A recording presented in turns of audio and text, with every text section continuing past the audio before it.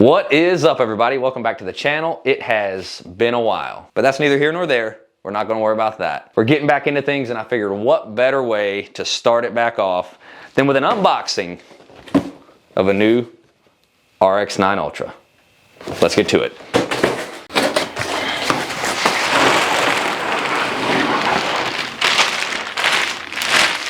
All right, let's see what kind of trouble we can get into today.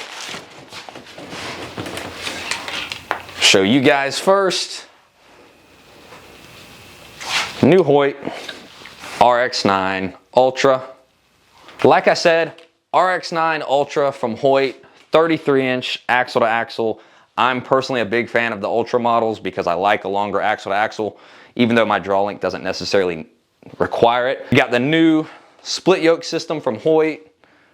Kind of looking forward to seeing how that tunes. I've tuned a lot of the other HBX systems with the regular shims, which this will still have the shims and the 1/4-inch axles like last year's models, but nonetheless, I'm looking forward to seeing that. The HBX cam is my favorite Hoyt cam on their hunting bows in a long time. I've got it on an OG Ventum, got it on an RX-8 Ultra. It's just a cam I really like, and they just kind of continued on that, so I don't really expect it to be anything drastically different from where they were last year. Initially, the first thing I noticed is it's a lot lighter than my RX-8 Ultra. I have one with everything on it, so I can't really do a comparison of the weight per se.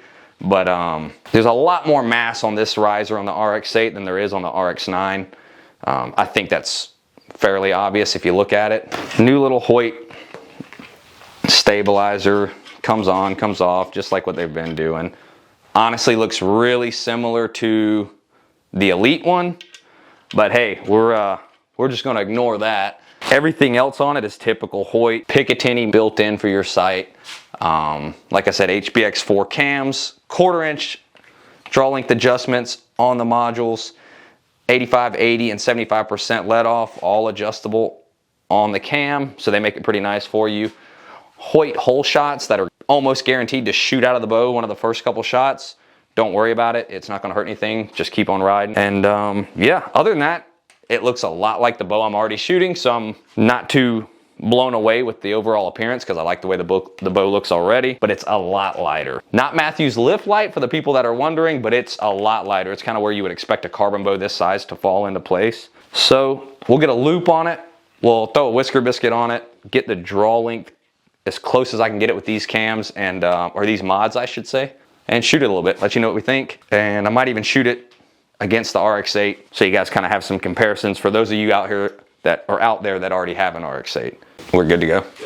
Are we good? We're good? Okay. Real quick, before we set this up and shoot it a little bit, or halfway set it up and shoot it a little bit, I figured I should probably go over the few changes this year from last year.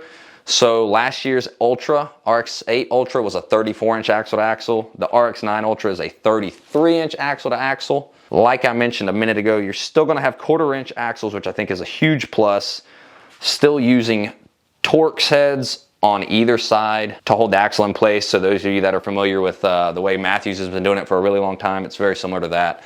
And I thought that was a great upgrade last year. Split yoke system. I know a lot of people are very excited to see how this works from Hoyt. I'm looking forward to seeing that myself. I'm real familiar with tuning the standard binary system that they've been running with the HBX cams for a few years now. So I'm looking forward to see how this tunes differently. Slightly shorter brace height from last year on the RX-8 Ultra. I believe, if I remember correctly, last year was close to 7 inches.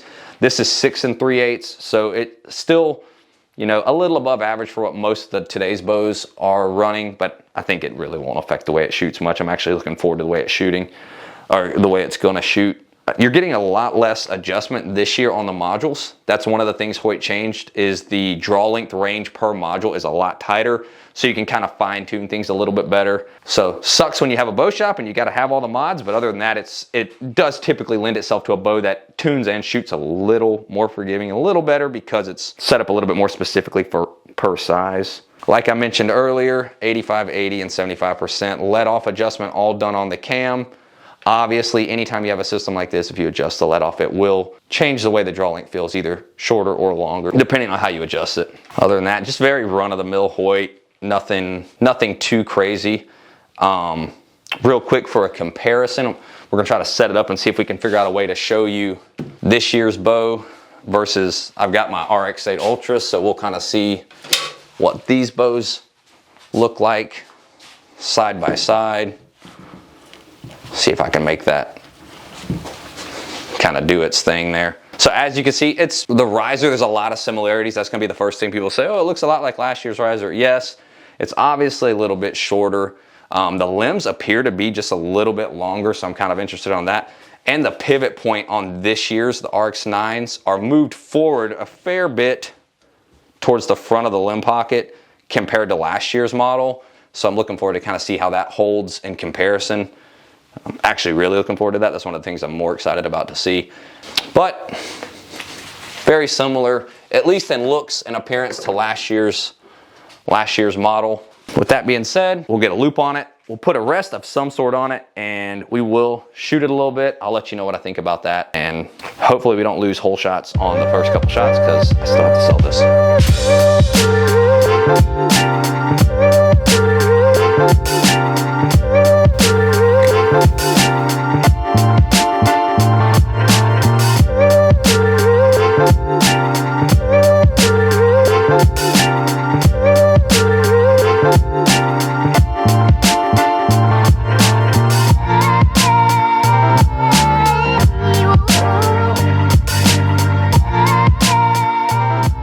Every archery shop has a drawer that looks like this.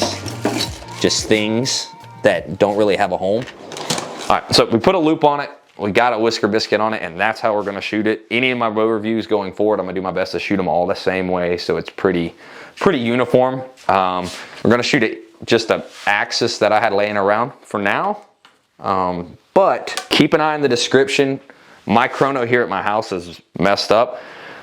So I'm gonna use the chrono at the shop tomorrow. I'm gonna shoot a couple different arrows, a couple different arrow weights, I should say. If I'm able, I'll play with the draw links a little bit. It'll just depend on time. And I'll upload what I get as far as chrono speeds with different arrow weights in the description, so if people can actually get a somewhat real world idea of what it feels like, or not what it feels like, but how fast it's shooting. Hoyt's marketing that it's, this bow is like 15 feet per second faster than last year's Ultra, which I've spent a pretty good bit of time with, so I'm actually curious to see how accurate that is. And I guess we'll find out tomorrow. I'll probably take my bow and shoot them side by side and kind of see what it does. So we're gonna shoot it. First thoughts, it's set at 29 inches, 70 pounds. I shoot really close to 29. I'm just a hair under on my draw length. And I usually shoot about 65 or 70 pounds. So it should be a pretty apples to apples comparison from to last year's setup for me. So we'll draw it back, see how it shoots, kind of get initial thoughts.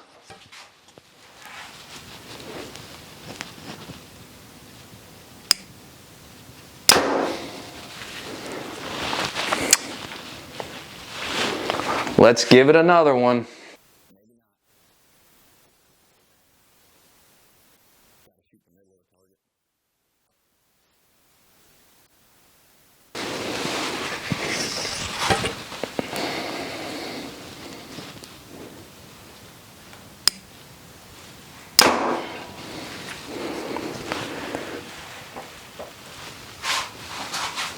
Hold that thought, audience.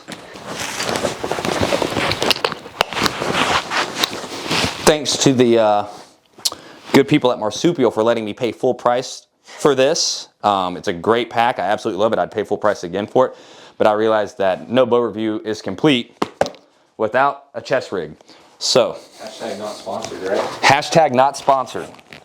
Sponsored, not sponsored. My wallet sponsors me. This is probably good for 3 to 4 more feet per second and a few decibels quieter. So I'm gonna try this. If that don't work, I got my Sitka hat in the house and I'll put that on.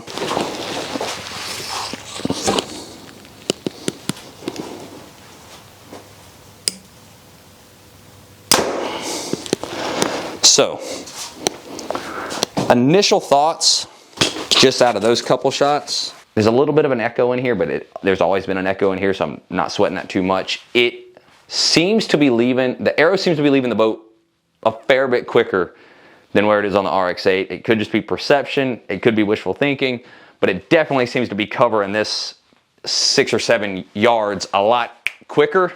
As stupid as it seems, or may sound for me to say that, it does feel like, or seem like it's shooting a little quicker. At the shop, it felt really quick, the shorter one. Yeah, it felt very, like it seems quick.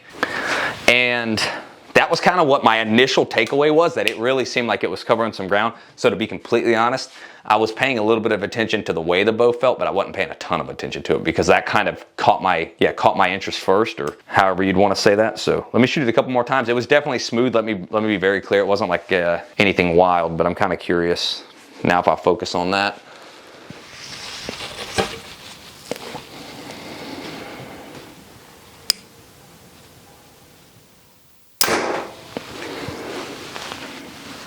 It's pretty dead, to use a buzzword. It's pretty dead in the hand. It's got very little, if any, even vibration when you kind of slap it with nothing on it, which is rare. You usually get a little bit of buzz out of most of the bows. Not that that really correlates much to anything in the real world, but it is just a stupid little test I've always kind of done. Initially, it's definitely smooth. I'm going to draw the RX-8 back to kind of like side by side to feel if it's smoother. I kind of expect there to be just a touch more aggression in this bow if it is really as fast as they're saying it is, but it's not aggressive in a way that is uncomfortable. I know a lot of guys that shot like the Matthews lift this year, they liked the bow, they liked how light it was, but there was a fair bit of gripes about the draw cycle. It was kind of aggressive, smooth but aggressive, if that makes sense. And a shorter valley on it. You don't really feel that with this. You do feel a little bit more aggression, like I said, initially than I felt like you did on the RX-8 Ultra. But with that being said, it's still really, really smooth. I don't know if 70 pounds is feeling like 60. It really, to me, felt that way last year, but it still is very, very smooth. And if it feels like this and is truly 15 feet per second faster than last year's model, then that's a trade-off that I think most anybody would happily take. Let's shoot it again. It definitely, the one thing that I'm noticing is torsional stability. So like if the bow is drawn to you and it's the way the bow twists this way, it does not want to move like that. It wants to kind of stay centered up and pointing where you're pointing it, which is a good thing. I'm gonna take the stabilizers off my bow real quick and shoot it and kind of feel it out and then let y'all know where I'm at.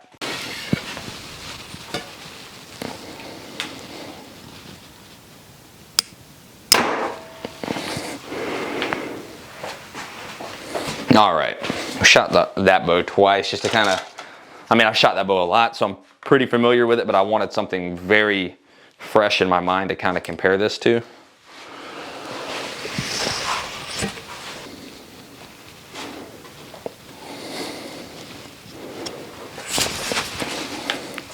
I was trying to see how much I could let off that and before it wanted to creep forward.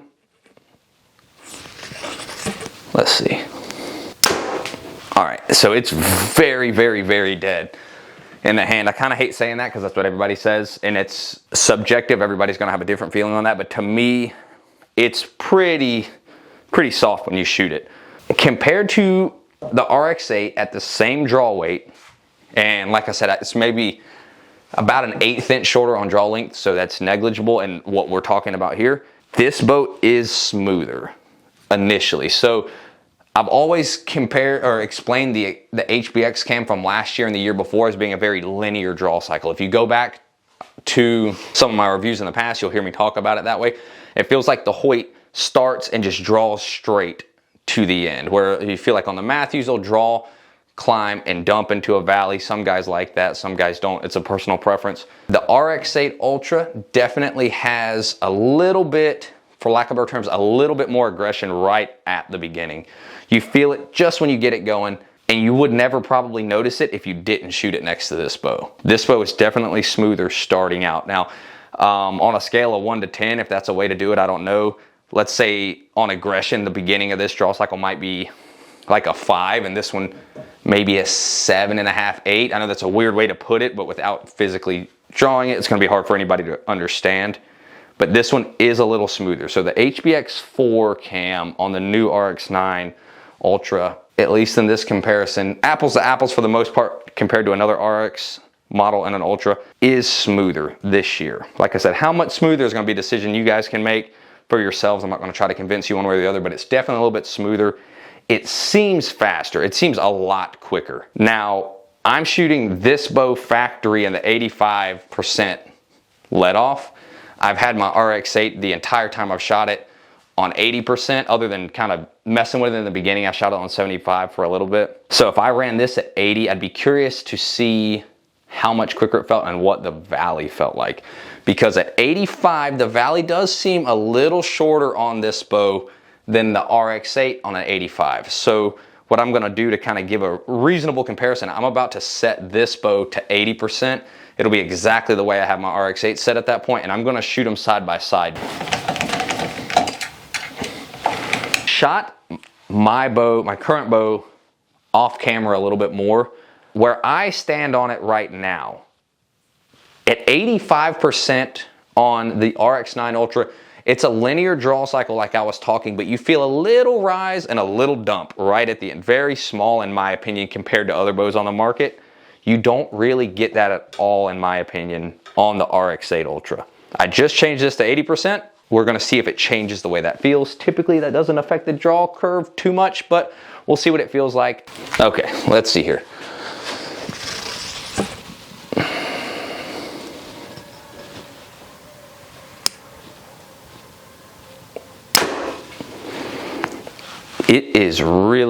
It really seems to be moving. Like, it seems pretty quick. Like, that's the one thing that kind of keeps coming to mind when I shoot it. I will say 80% let off on this bow does not have the same feel as 80% on my RX-8 Ultra. The valley of the RX-9 Ultra does seem a little shorter. This is stuff that most guys will probably never mess with. They'll probably just run it at 85 and it won't matter. But that's something to keep in mind if you're a guy that likes to run it around 80.